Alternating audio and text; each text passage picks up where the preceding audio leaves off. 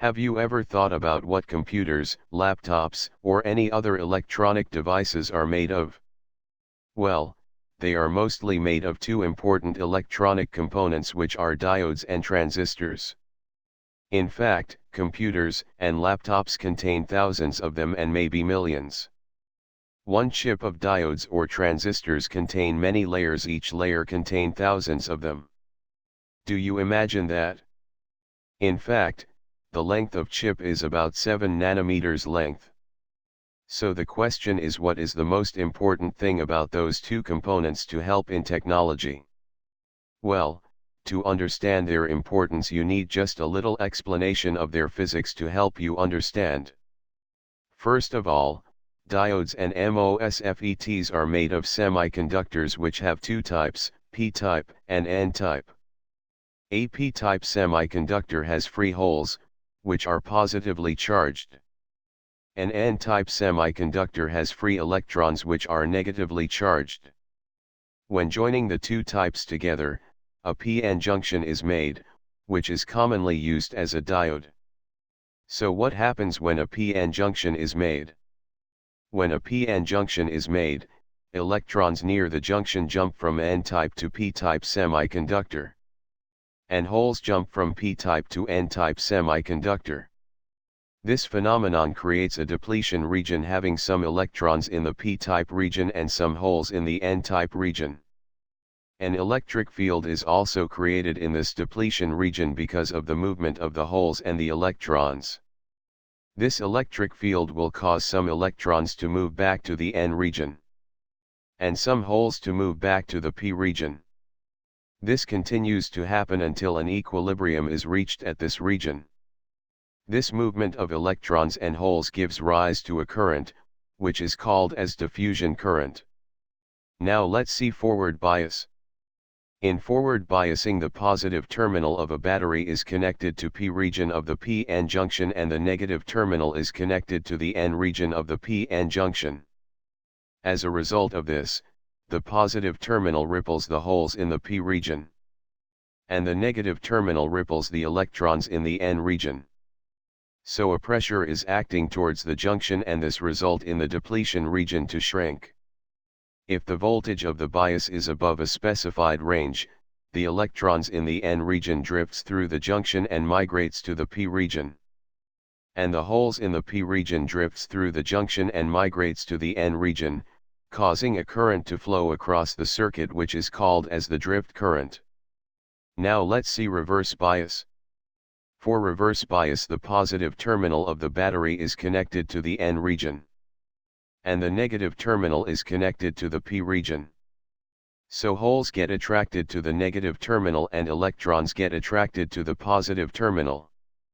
This will result in the increase of the depletion region. Now the junction acts as an insulator, preventing any current to flow through the circuit. Now we will start talking about transistors. So, the question is, what is a transistor? A transistor is a semiconductor device used to amplify or switch electronic signals and electrical power. It is composed of semiconductor material, usually with at least 3 terminals for connection to an external circuit. A voltage or current applied to one pair of the transistor's terminals changes the current through another pair of terminals. Because the output power can be higher than the input power, a transistor can amplify a signal. Today, some transistors are packaged individually, but many more are found embedded in integrated circuits. A transistor is the fundamental building block of modern electronic devices, and is ubiquitous in modern electronic systems. Second, how does transistor looks like? Third, what are type of transistor? Well, there are 2 types of transistors, bipolar transistors and MOSFET transistors. We will discuss MOSFET transistor as it is more widely used. So, what does MOSFET stands for? Well, it stands for metal oxide semiconductor field effect transistor. So how their drawing looks like? There are 2 types, NMOS and PMOS. To distinguish between them, just look at substrate. If it contains p-type as substrate, then it's NMOS, else it's PMOS. That's how NMOS looks like when explaining. That's how NMOS looks like in circuit. Also, that's how PMOS looks like when explaining.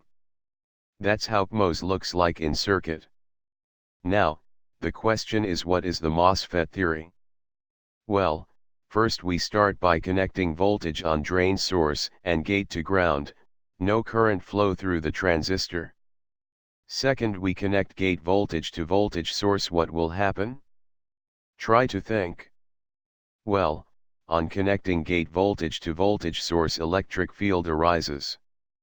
When voltage is applied on the gate, it changes the width of the drain source channel along which charge carriers flow.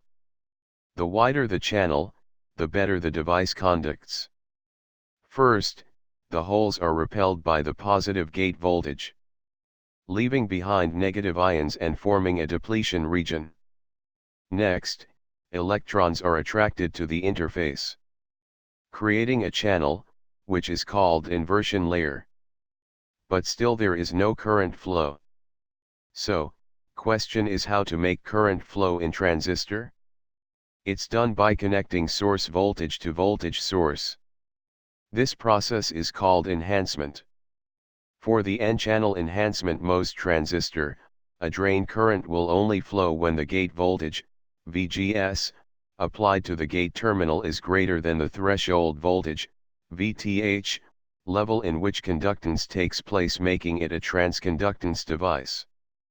The application of a positive gate voltage to a N-type MOSFET attracts more electrons towards the oxide layer around the gate, thereby increasing or enhancing the thickness of the channel, allowing more current to flow.